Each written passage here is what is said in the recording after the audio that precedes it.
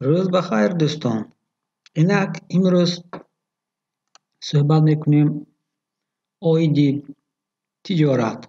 فرض کردیم شما میخواید دیگر شغل را با اندک دانستن زبان روسی آغاز کنید، ادامه دهید، همکاری کنید.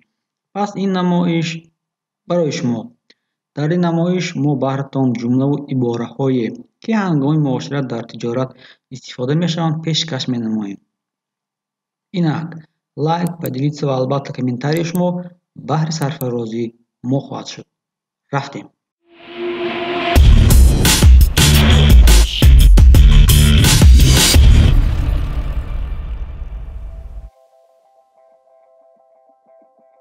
به ما شخصی حقیقتا کارآموزیده بلند اختصاص ضرور است.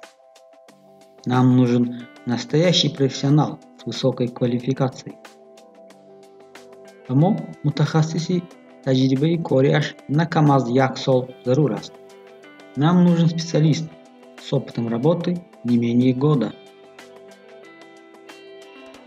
Маълумоти омориро вардан зарур аст. Нужно ли предоставлять статистические данные? Шумо резюме омода намудед? Вы подготовили резюме? Ӯро ба сифати тарҷумон ба кор қабул карданд. Её, его наняли в качестве переводчика. Ин ҳуҷҷатро пур кунед. Ягон чӣ пайдо шавад, ман ба шумо хабар медиҳам.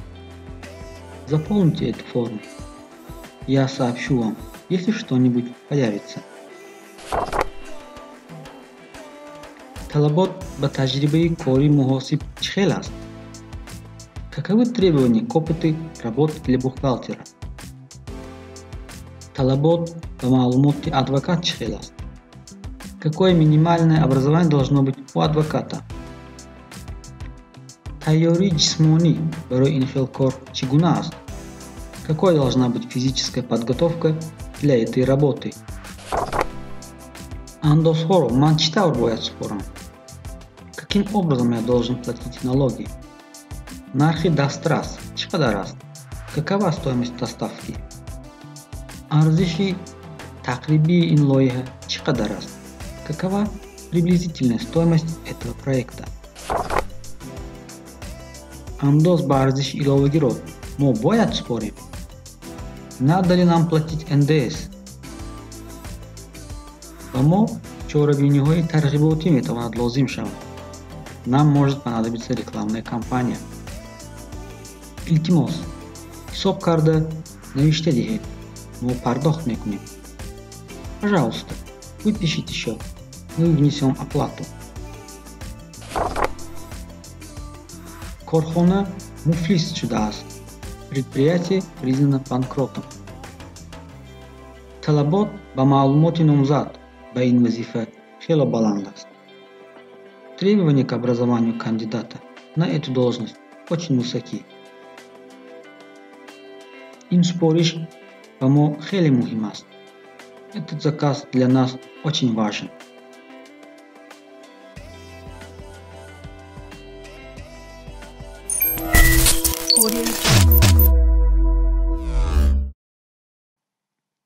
Супориши мо кай иҷро мешавад? Когда будет выполнен наш заказ? Шумо пешпардохт намудед? Вы внесли предоплату? Шумо бояд ки бо шартнома бо диққат шинос шавед. Вам надо внимательно ознакомиться с договором. Шумо шарти шартномаро вайрон кардед. Вы нарушили условия договора. Ба мо хурсандиовар аст ки ҳама шартҳо иҷро шуданд. Нам очень приятно, что все условия соблюдены. 43% бозор аз они мост. Нам принадлежит 43% рынка. Даромад имсол на зараз кам шуд. Афзуд. Доходы в этом году заметно снизились, повысились. Сармоягузор қаноатманд буд. Инвестор был доволен. ба мо танҳо технологияҳои иттилоотӣ шавқовар аст. Нас интересуют исключительно информационные технологии. Пешбиниҳои шумо пурра амалӣ гаштанд. Ваши прогнозы оправдались полностью. Барои чунин ҳолат мо дигар шакли нақшаи равандро тайёр кардем. Для такой ситуации мы подготовили другой вариант схемы процесса. Ба мо се пешниҳод аз се таъминкунандаи гуногун лозиманд. Нам нужны 3 предложения от 3 разных поставщиков. Ба ин хусус ин бегоҳ зиёфат ташкил мекунем. По этому поводу вечером устроим банкет. Мо чунин шартро қабул карда наметавонем. Ин коррупсия аст. Мы не можем принять такое условие. Это коррупция.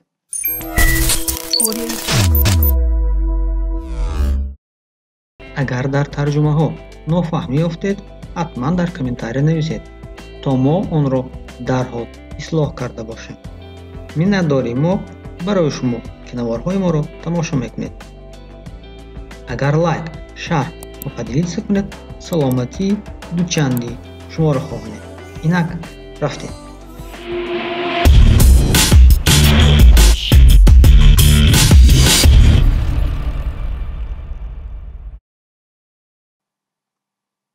Ман хона кофта истодаам. Ман квартира ҷуста истодаам. Я ищу квартиру. Ман эълони шуморо аз рӯзнома ё газета хондам. Я прочитал в газете ваше объявление. Диққат медиҳем, агар мо зан бошем, бояд прочитала в газете гуфта бошем. Ман аз рӯи эълони шумо дар рӯзнома ё газета омадам. Я пришла по вашему объявлению в газете. Ман аз рӯи эълони шумо дар интернет занг мезанам. Я звоню по вашему объявлению в интернете. Ба ман гуфтанд, ки мумкин шумо хонаи холӣ дошта бошед. Мне сказали, что у вас, вероятно, есть свободная квартира. Ман хона ба иҷора гирифтаниам. Я хочу снять квартиру. Ман хонаи дуҳуҷрагӣ ба иҷора гирифтанӣ ҳастам. Я хочу снять двухкомнатную квартиру. Ман онро дидан мехоҳам. Я хотел бы на неё взглянуть. Рӯзи ҷумъа мешавад? В пятницу подойдёт? Дар кадом суроға? Какой адрес? Шартҳои шумо чӣ хеланд? Каковы ваши условия? Нархаш чанд аст? Какова оплата ё сколько стоит? Ҳар моҳ чанд пул додан лозим? Сколько надо платить в месяц? Ҳозир чанд пул додан лозим? Сколько нужно заплатить сейчас? Нархро арзонтар карда метавонед? Вы можете снизить плату? Иҷора пулиро то санаи 5 ҳар моҳ супоридан лозим. Нужно будет платить за жилье каждый месяц до 5 числа. Нархи гармкунӣ ба ин дохил мешавад? Отопление включено в оплату? Чек дода метавонед? Можете дать чек?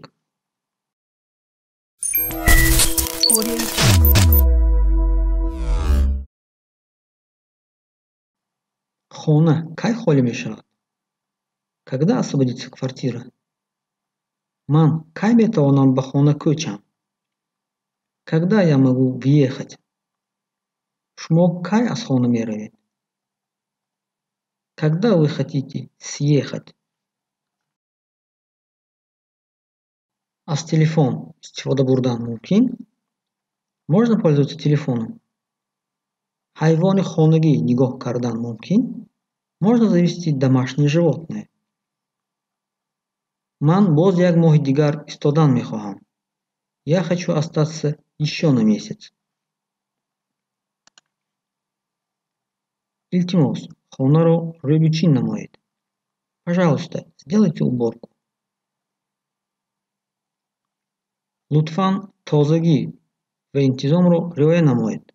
Пожалуйста, соблюдайте чистоту и порядок. Лутфан кран, яхдон, кондиционер, диванро тамир кунет. Пожалуйста, почините кран, холодильник, кондиционер, диван.